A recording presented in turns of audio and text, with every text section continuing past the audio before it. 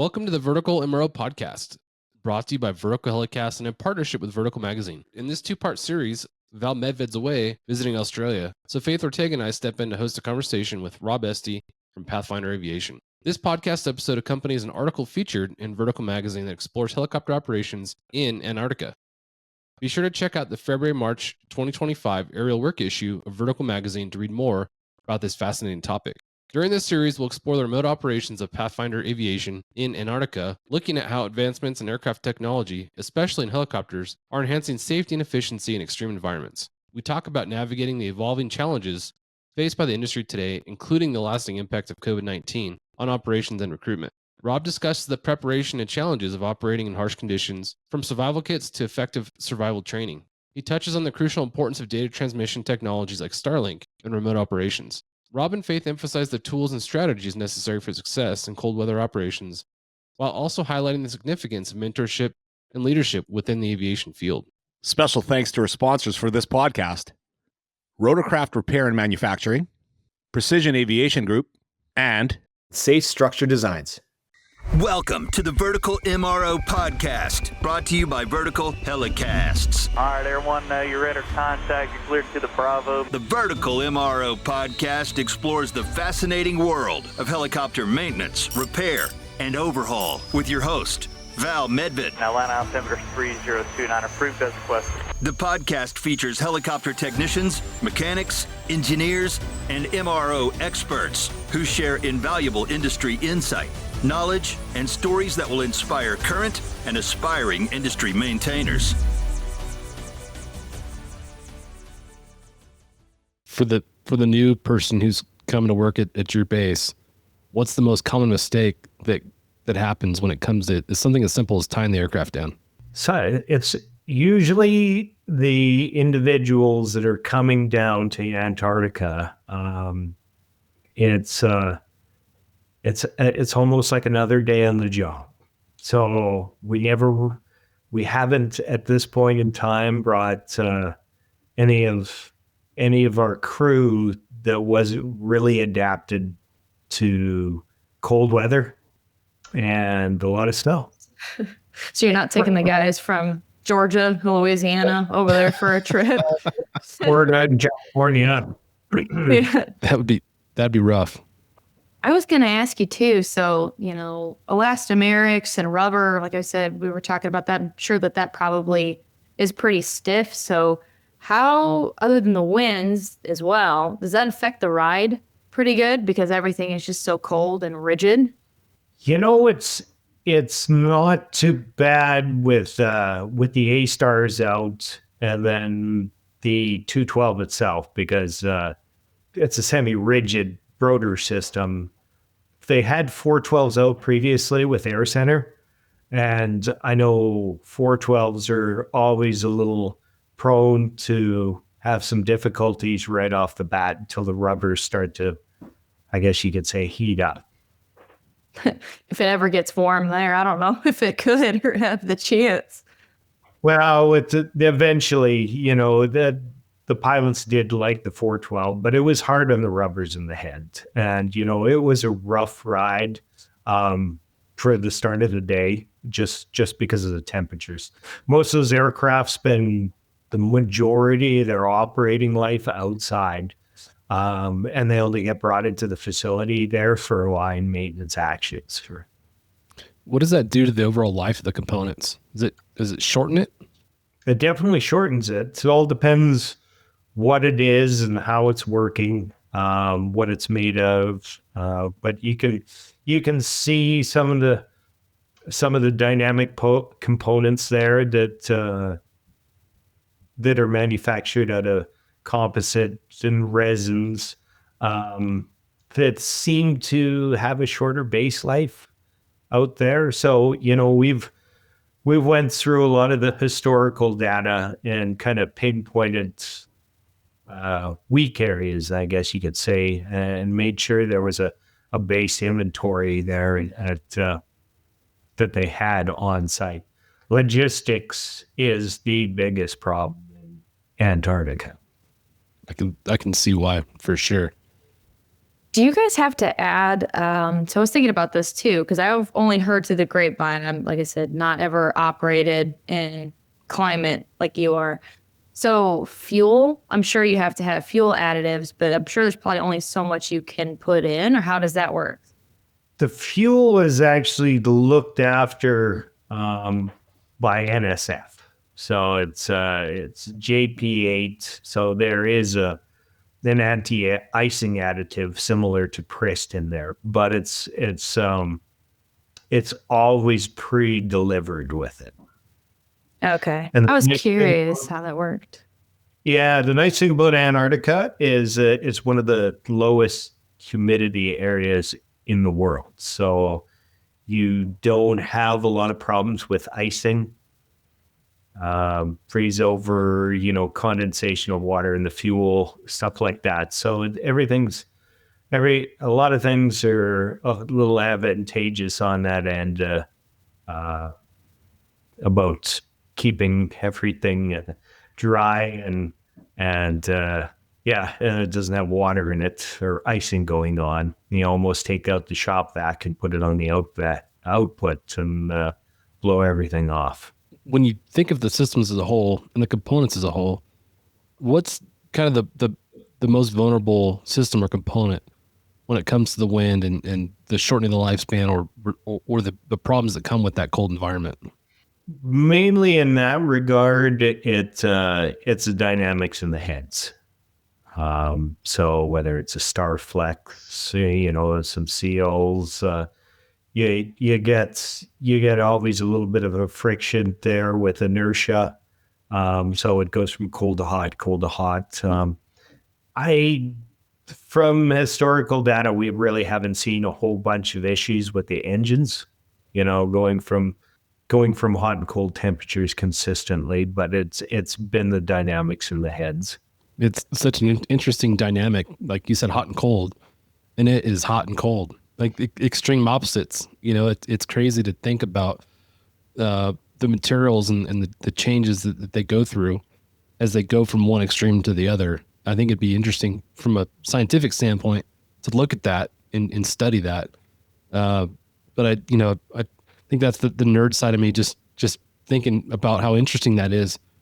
But I'm really curious, you talk about everyday operations. I like talking about some of the unique things that you've experienced up there.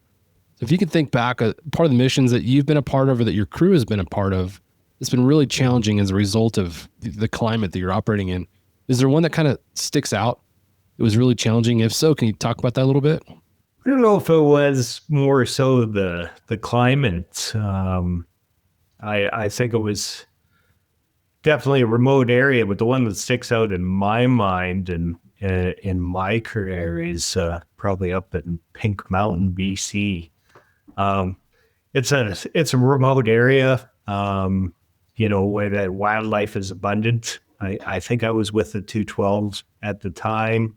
It was quite a few years ago, but we were doing seismic in the area, and there was always quite a bit of seismic in that area previous years. I think after I was doing some pretty standard routine maintenance, it was just 25-hour check, and I had a bear come at me and charge me right into the tail boom. Actually, he closed the tail boom compartment door behind me just at the lunge, and he spent a few hours trying to open up the tail boom like a pop can. Wow. Yeah. So luckily, after most of the night, he finally lost interest, and I was able to get out of the tail boom. Unfortunately, the tail boom was a write-off on that aircraft, so there wasn't an opportunity to ferry that aircraft to another airport. So we had to transport that, get it trucked out, and do some major repairs back at base here on that aircraft. So you were literally inside the tail boom, hiding from the bear? Yep. That is wild. So I guess it's not dog ate my homework, it's Barry ate my helicopter. I don't have to come to work. Is that how that works? Yep. Oh my gosh. I was actually surprised those panels held together as, most of the night carried on. But yeah, Wow. you never know what's going to be out there in the field. Everybody always jokes. But yeah, you never know what will happen. Aside from the obvious sort of the bear, what were the outside temperatures like? And was that an issue that you were also contending with as far as the cold weather goes? Yeah, there was that was northern BC, and it's always cold around there. Actually, pretty close to the same temperatures the guys are dealing with down in the southern end. I remember I came back through almost 100 degrees temperature change there one year. So I was holidaying in the Dominican, and I was actually my job previously before was looking after some of the Mackenzie bases for Great Slave up through the Arctic. I had to do an adjustment there with one of the guys there on his shift. And as I came back through the Dominican, I threw some clothes in the bag, headed up to Norman Wells. It was plus 46 in the Dominican when I left sea. So it was warm down there. As I arrived in Norman Wells with the wind chill, it was minus 64. Oh, jeez. That is crazy. Yeah. I was going to ask for clarification. You said when it's cold, I think your version of what is cold and my version of what's cold are widely different. So I'm glad you gave a little bit of reference there as far as temperatures go.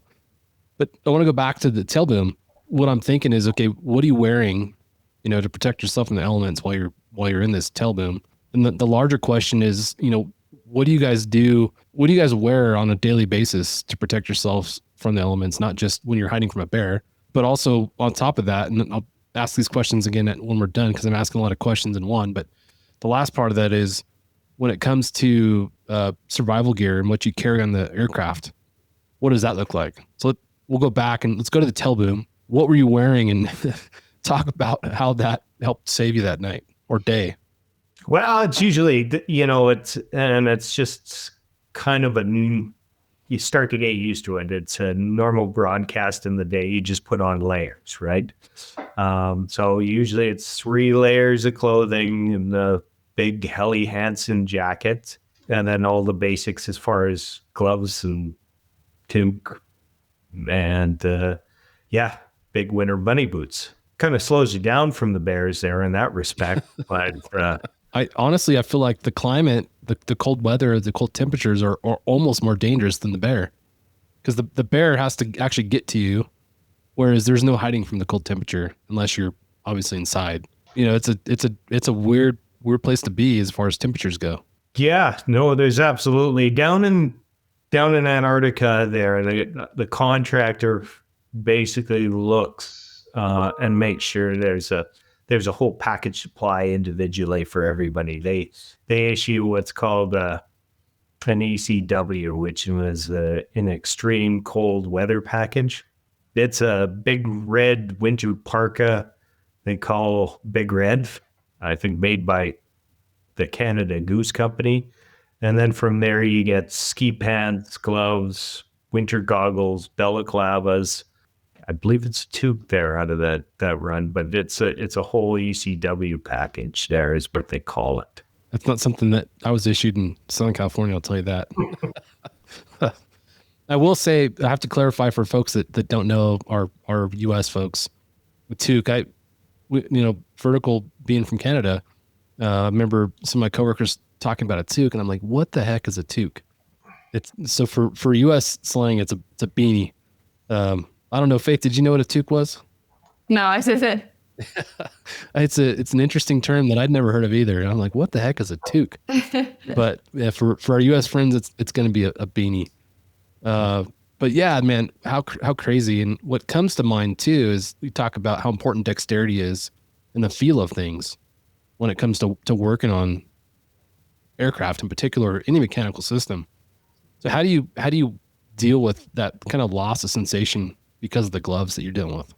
Yeah, well, sometimes that's tough on certain areas, and it is a lot of time. It is a sensory program just to install some of these legacy parts in the weirdest areas, right? So you have to, I guess you take it in segments once it gets cold, right? You got to have your gloves off, and then you can kind of get your hands in there, but it's only got to be for a certain period of time, or you end up getting a little frostbite, or you might lose a little couple fingerprints there. It's That's so crazy. Faith, you lose any fingerprints recently working in your shop?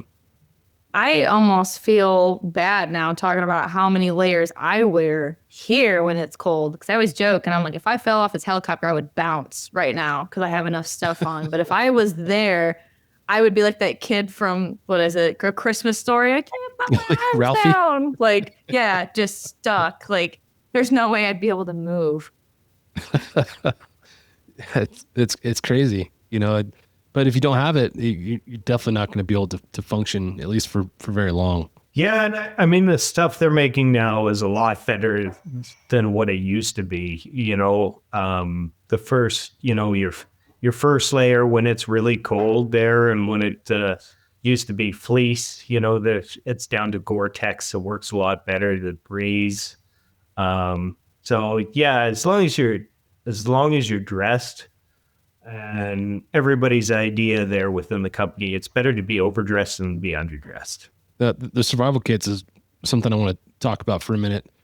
And I know for us in Southern California, while we didn't have Antarctic conditions to deal with, we did have terrain to deal with. And even though we're flying primarily over the urban environment, there's Mount Baldy in the Angeles National Forest and some pretty high peaks that surrounded the area that I operated in.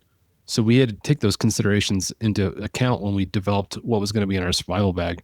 For you as a mechanic, you know, you could be on a maintenance flight. There's a ton of potential positions you could be in where you might be having to draw from what's in that survival kit.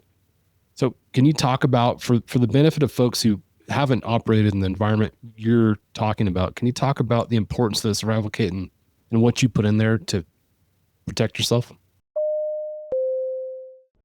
Thank you to our sponsor, Rotorcraft Repair and Manufacturing, manufacturer of DSX, Dragon Skin Extreme, an FFA-approved rotor blade leading-edge erosion corrosion protective coating with a proven record of durability in harsh environments like sand and rain. Contact Seth at rotorcraft.biz and stop wasting money on other so-called erosion coatings. Yeah, well, there's probably a little bit more when it comes down to the Antarctic program. So the NSF there and any field programs there, they have to have additional equipment in there. At the end of the day, you got to be able to survive 24 to 48 hours after an aircraft incident, and that's the way the survival kits have developed, right? Or equipped, from ELTs to satellite kits so you can get comms. Yeah, you never know whether there's going to be weather in the area too, where you can't be reached for that period of time. So everything's in there for you. The full breakdown on the Arctic kit is quite, I guess, expensive. But yeah, that's the idea. Is everything's in there to keep you going for 48 hours.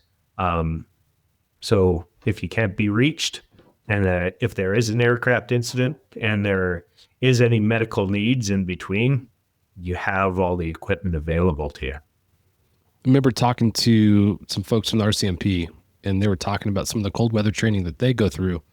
Talked about building a real life igloo.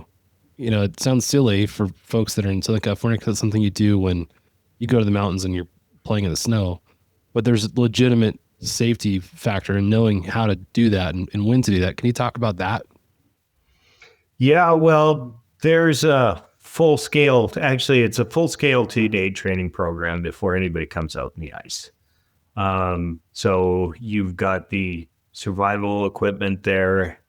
They go through all the manifests, how to use the survival equipment there that's in the aircraft, and that's out in the field there on the NSF program. You've got training on how to dress. your layers, what you need, how you're going to survive there in the long term there if you get stuck out in the elements. And then, of course, there's the survival training there on top of that. So they go into showing you how to build igloos, etc., just to make sure all the bases is covered. That when you get out into those extreme elements there, you've got the tools you need to survive. Yeah, I think the guy I was talking to actually referred to it as maybe a snow cave, not an igloo. I think the igloo is my own term, but when you think about the winds you're talking about and the wind's effect on cooling the body, it's really important to figure out how to provide shelter for yourself to prevent that wind from taking your body temperature down. So I was really interested and intrigued to hear him talk about the concept of building that and why you build it. And he talks, I don't remember the numbers he talked about, but he talked about the difference in temperature on the inside of that snow cave as compared to the outside. And it was dramatically different. It was survivable on the inside of that snow cave as compared to being outside, even with all that cold weather gear, depending on how cold it is. He said you could find yourself in a position where it may not be survivable. Just wild to think about the power of nature and the power of those temperatures and winds that you're operating in. Just crazy. Yeah, it's almost in those situations, it's just as bad as falling into the to the sea at that point. The temperatures are that cold. I know, Faith, you guys are dealing with some pretty cold weather as well. Maybe not Antarctic temperatures, but you guys get some really cold weather. Can you talk about your experience operating those, in particular in the field? Obviously in the hangar, you just turn the heater up or down, depending on how hot you are. But when you're out in the field working, what are some of the things that you've found to be effective to allow you to do your job? Taking into consideration what the high is going to be that day. I mean, if it's 9 degrees and the sun's out, that's different than 9 degrees when it's complete overcast. I know it sounds silly, but just a little bit goes a long way when it comes to the sunshine. But we actually, the other day, the high here was 9 degrees. And I felt really bad because the guys that I had in my class, 2 of them were from Oklahoma and one was from San Antonio. And so he was like, who would want to live here? And I'm like, this isn't even that bad. I'm like, hearing the temperatures that, Rob's spitting out here, I'm like, oh my gosh. But, when you're working out in it, it just depends on how long. Obviously I hate doing track and balance when it's that cold just because, I have to take my gloves off to do some of the things to be able to move stuff because I just can't work well with the gloves over my hands. But my biggest thing is the minute I thaw out, I'm done. That's what I always tell the guys. So I try to knock it out and I'll work through my lunch. And if I do take a lunch, I'll even take it out in the hangar where it's maybe, 40 or 50, where it's warmer than outside, but the heat sometimes can't catch up once you've opened those big doors. So, but they're like, don't you want to eat in the office? I'm like, no, because the minute I can feel my toes and my fingers again, I'm done. So I usually just try to bear with it till the end of the day, but you get used to it after a while. As long as you keep moving, that's what's important, because the minute you sit or you look at a chart or you stop what you're doing, your brain's moving, but your body's not. And you don't realize how much heat you generate underneath that, which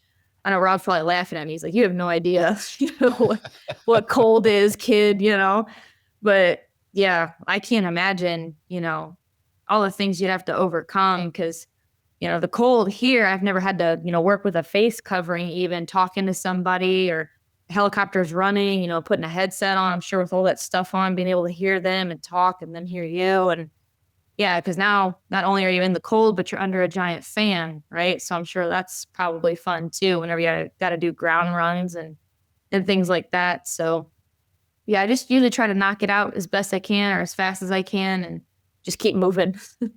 Yeah. You bring up something it's interesting, and I'll ask Rob based on that. Of all the systems and jobs that you've done on an aircraft, what's your least favorite to do outside because of the climate that you're working in? Yeah, I'd probably have to agree with Faith. It's track and balance. When it gets cold and you're doing that and you absolutely have to, it's never fun. Any tips there? Because track and balance is tricky. It's almost, I think, more of an art than a science, it seems. But based on your experience, what's been effective not just in the cold environment, but in general?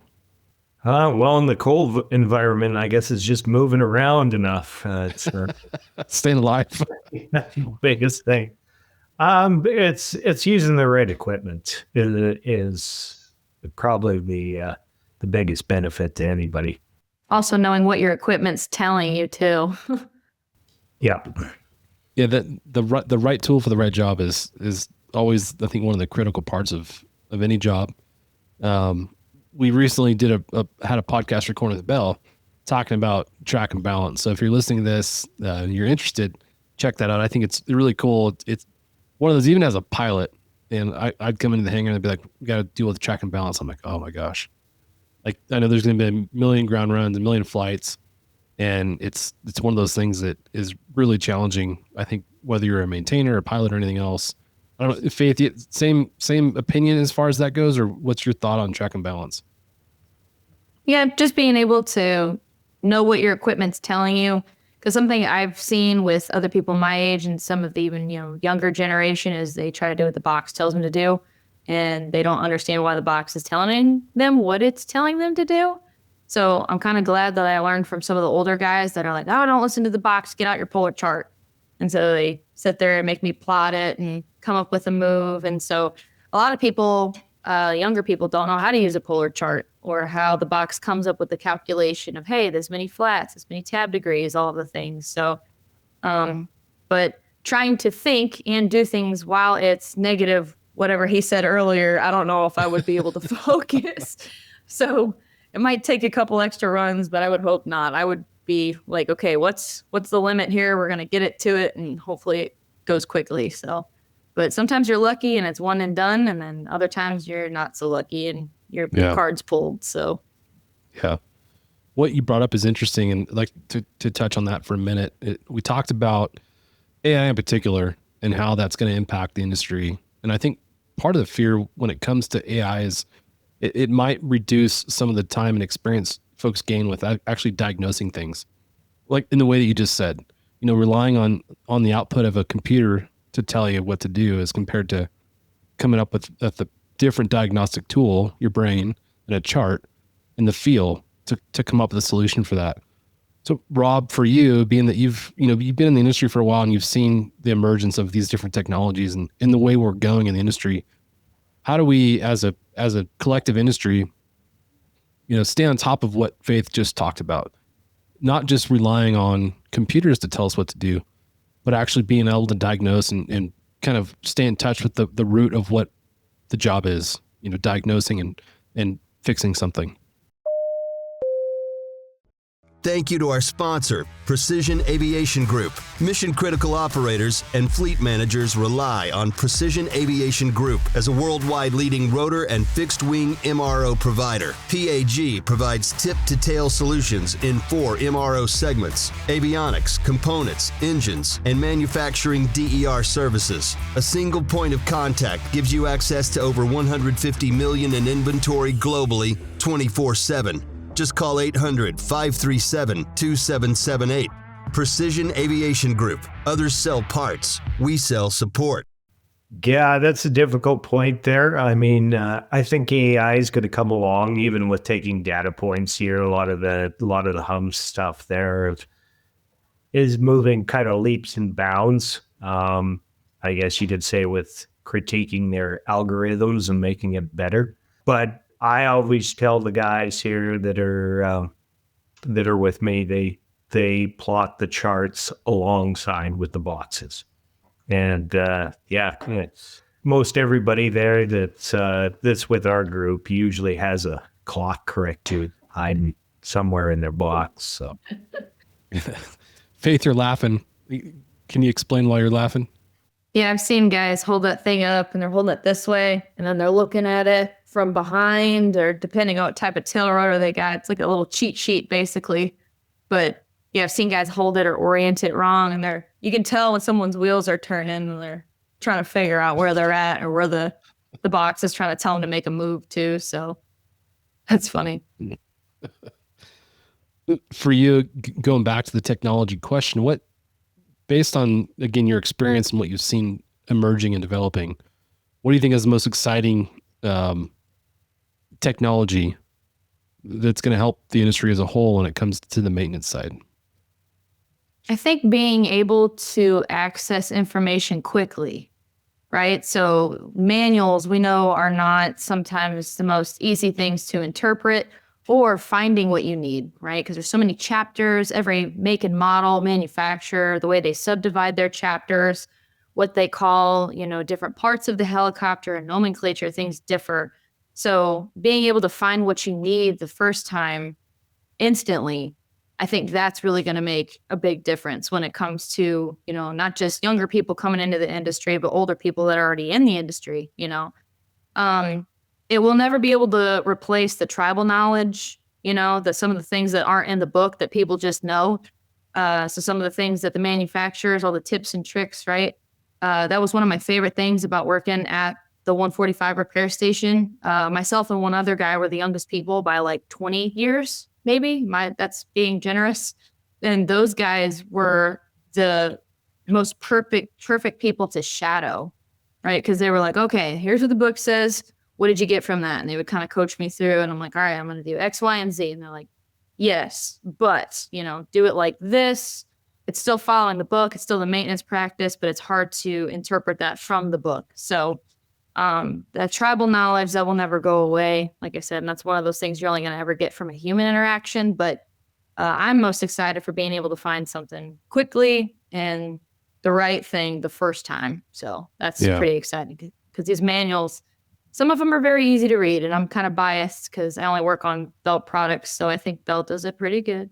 But some of the others, when I get into them, I'm at a loss. So if I could, have like a Control F function for the whole thing and find it the first time, that would be awesome. So I think it's only going to get better from here on out.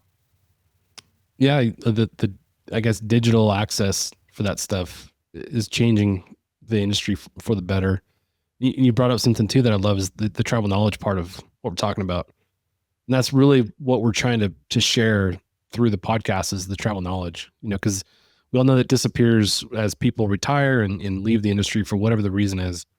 It might stay in the shop for a short amount of time, but eventually it disappears. So we're hoping to memorialize a lot of these, tribal knowledge type concepts and share that as we go. But Rob, going to you on the same question for you, based on your experience and what you've seen, what's the most exciting technology that you've seen as far as how it'll impact our industry? I think it's three areas that are moving along. I mean, the hum system, the technology with the hum system. Some people have kind of implanted a little bit of the AI in every sector of our industry to try to see how that's, how they can change and make everything a little bit more efficient on that end. Also, it's, even with the manuals and instant information, I think that's slowly moving with a lot of the VR. I just had a VR program there where you could separate an A320 piece by piece and hold it in your hand. So cool. Yeah. Yeah. I saw. Go ahead, Faith. No, you're good. I was just going to say, then why am I still learning about microfiche? Why is that still a thing? Why did I learn that in A&P school, but we can take stuff apart with VR goggles? Sorry, I just had to add that. Go ahead, John. Boeing's created, I think, what you're talking about, Rob. And I'm excited to see the, proliferation of that technology. I imagine standing in front of aircraft and putting some VR goggles on and be able to move different components and things to get you access to see what exactly it is you're looking for, and then maybe see that component or that system work, and I just think that's a really cool way to visualize what it is we're doing and what we're working on. I want to go back to kind of something that Faith had talked about when it comes to tribal knowledge, and something you even said prior to that. You're talking about working under folks that had quite a bit more experience than you did. And really what it comes down to is mentorship and leadership. And Rob, you've been in those positions of leadership, mentorship for quite a while. So what advice would you have for folks that, find themselves in a position where they're either going to be a mentor or leading an organization? How do you do that effectively? What leadership advice do you have for folks? I guess I probably believe in a few characteristics, what a good leader would be in aviation. And, it's usually they have some solid areas. It's generally with being adaptable, clear communication, decisiveness, kind of got a safety first mentality, and technical competence. A leader in aviation must have is what I believe, a strong understanding of the aircraft and the system and operational procedures involved. While they don't need to be the most technically skilled person on the team, they must need to know the basics and be able to make informed decisions based on technical knowledge. I think what you said is really important to understand for folks. I think it has to do with ego. I think as a leader, some people feel challenged when they feel like someone knows more than them because they're supposed to be the leader and know everything. When I think a good leader recognizes, I don't know everything. I'm going to surround myself with people that do. To be able to tap into that SME who knows something that you don't in this particular area. And when the question arises, it's like, you know what, let me go ask this person because they know more than I do. So I love that you brought that up. I think that's key. Ego gets in the way of good leadership all the time. So I love that you brought that point up. Mentorship's a big part of our industry, and I think it'll be interesting to kind of go to Faith and hear, from the mentee perspective, what did the mentors that you worked under do that was effective to where you felt like they were really mentoring you and helping you develop as a MP? I feel like just them being receptive to me being around them. I didn't want to be seen as like that little kid that's like, dad, asking the question after question after question. I tried to be self-sufficient, but when it came to the point where I'm like, I can't find what I need and I don't want to mess this up, that's when I would go to them. So they had a pretty good rapport with me, and they knew when I knew that I had met my limit, that I needed someone to step in and be like, hey, I think I'm understanding this, but I just want someone to reiterate this to me just to be crystal clear.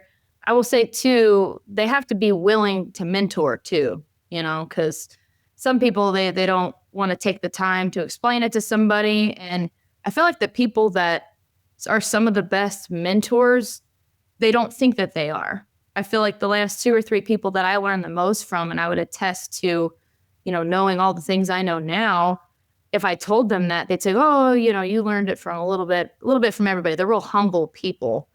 But the fact that they were willing to take the time to show me, to pass it along, to make sure that I was going to do well, I think it just goes back to your personality. You know what I mean? Just being receptive to other people, wanting to be a team player, and a lot of them had that attitude of, she wants to learn, so I might as well just teach it to her real quick. So, I feel like sometimes my generation gets a bad rep because, people think that they want to do things the easiest way and the most streamlined, or they're not willing to learn, or they don't have the drive or want to learn.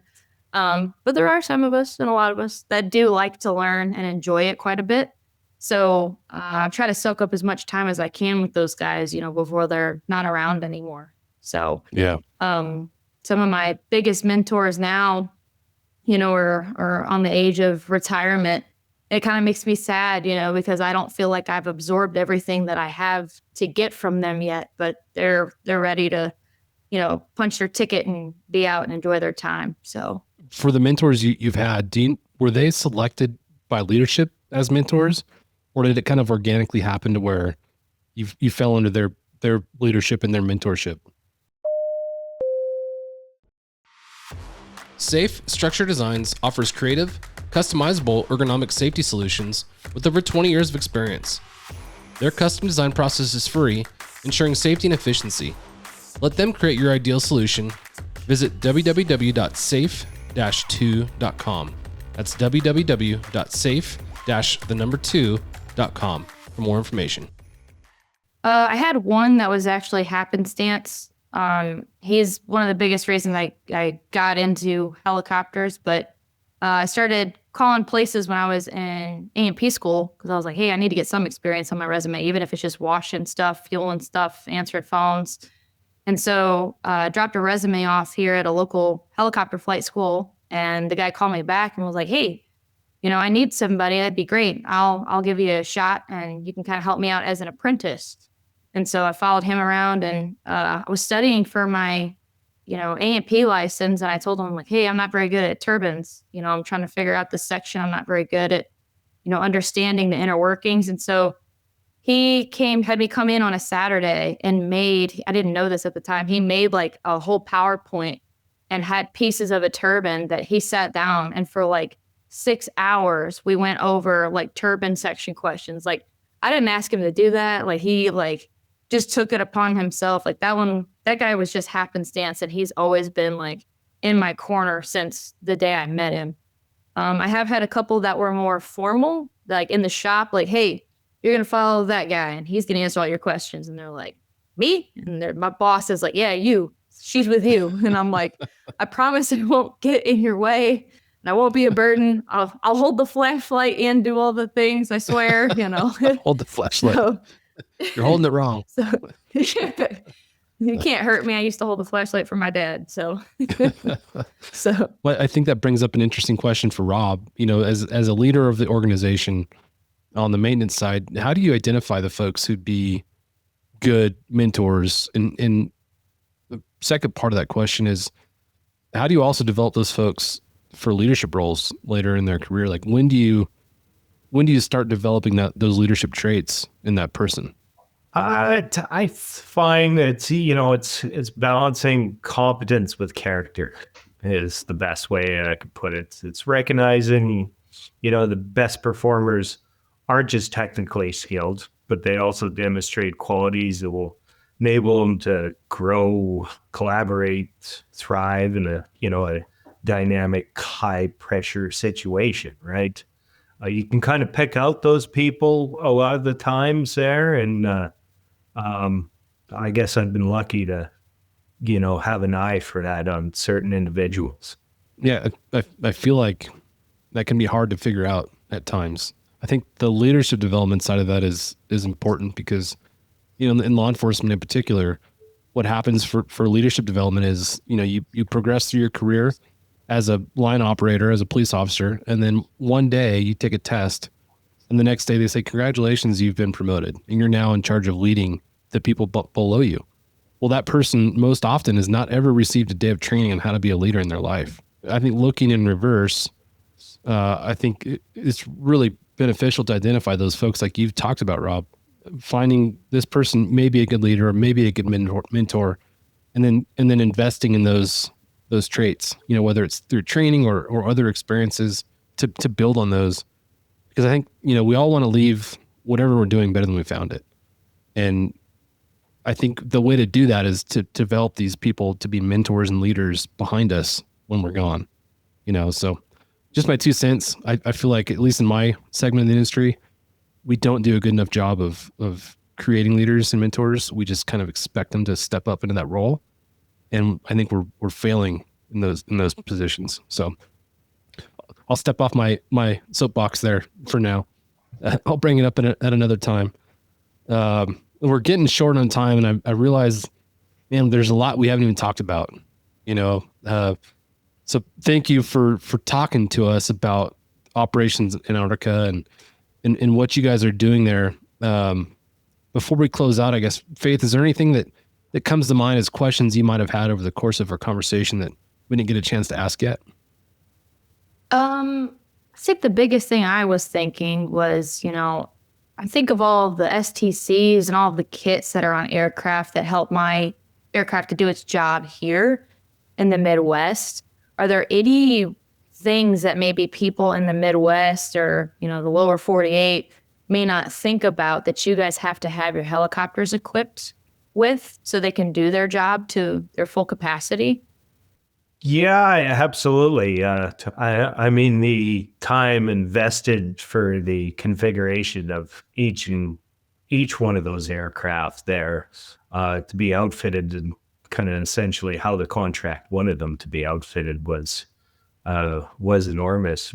probably had close to 3,000 man hours, with the 212 and another 3 with both of those A-stars, just configuring them.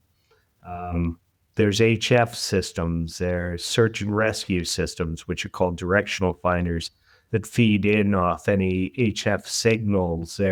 We reconfigured each aircraft so they were at the top of their point as far as their avionics and transponders and GPSs.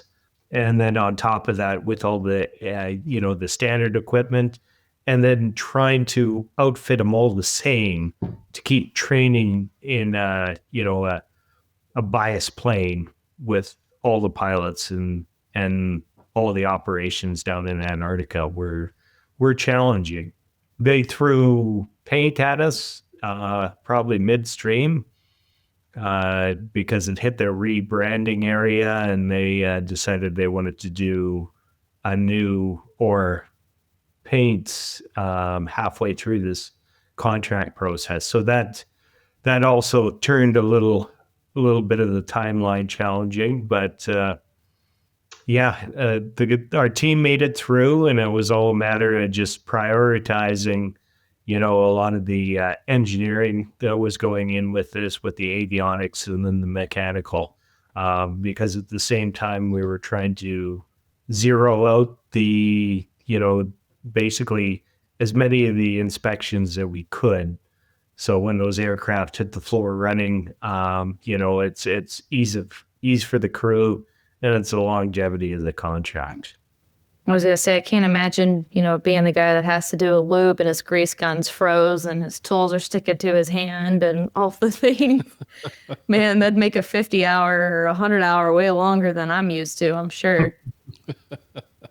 And there is a facility down there. So there's a schedule of rolling aircraft and their basic line maintenance there back and forth. So it isn't all cold weather line maintenance there where everybody's freezing. There is resources and facilities there at the McMurdo installation. So this has been an awesome conversation. Like, I still can't fathom operating in those conditions, whether as a maintainer, a pilot, or doing research, or any of the things that are happening there. I have a lot of natural curiosity surrounding what you're talking about. It'd be really cool. I don't know how long I'd want to visit a facility like that, but at some point I'd like to visit one. We didn't get a chance to talk about logistics. I'd imagine logistics that goes into part supply up there and bringing aircraft in and out. Like, all those things are really interesting to me. We'll have to have that conversation at another time.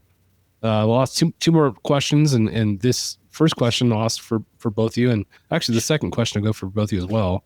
But when you think back over all the tools you've used over the course of your career, what's the one tool you can't do without? I'm going to go with offset wrenches. Okay. All right. For belt products, I would definitely say that's true. Same for you, Faith? That, or a really close tolerance screwdriver, like something that's real fine, so you can get into a tight space. I would ask why, but I'm sure that the explanations behind that will take a while. So I'll go to the last question, and Val will be happy to hear this question. This is how we close every episode, essentially, of the MRO podcast. Does pineapple belong on pizza? Absolutely not. Thank you. Thank you. That's a wrap. No, I'm just joking. We can be friends. All right. Well, Rob, Faith, thank you for joining us on the podcast. It's been awesome. Again, I have a million more questions to ask, but I know it's late for you guys, and we'll let you go. I'll have to have you back at some point to talk about some of these other topic points that we didn't touch on. But until then, we will catch you later. Cheers. Cheers, John. See ya. Stand by for a message after a word from our sponsors. Thank you to our sponsor, Rotorcraft Repair and Manufacturing, manufacturer of DSX, Dragonskin Extreme, an FFA-approved rotor blade leading-edge erosion corrosion protective coating with a proven record of durability in harsh environments like sand and rain. Contact Seth at rotorcraft.biz and stop wasting money on other so-called erosion coatings. Thank you to our sponsor, Precision Aviation Group. Mission-critical operators and fleet managers rely on Precision Aviation Group as a worldwide leading rotor and fixed-wing MRO provider. PAG provides tip-to-tail solutions in 4 MRO segments: avionics, components, engines, and manufacturing DER services. A single point of contact gives you access to over 150 million in inventory globally, 24/7.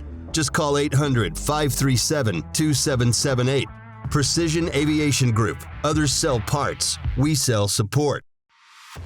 Safe Structure Designs offers creative, customizable ergonomic safety solutions with over 20 years of experience. Their custom design process is free, ensuring safety and efficiency. Let them create your ideal solution. Visit www.safe-2.com.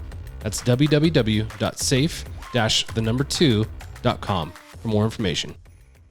Thank you for joining us for this episode of the Vertical MRO Podcast. We hope you enjoyed our enlightening discussion with Rob Estey from Pathfinder Aviation as we explored the intricacies of helicopter operations in Antarctica and the innovative advancements enhancing safety and efficiency in extreme environments. As we wrap up this episode, we encourage you to reflect on the evolving challenges facing the aviation industry, particularly the impact of COVID-19 and the significance of mentorship and leadership in fostering future talent.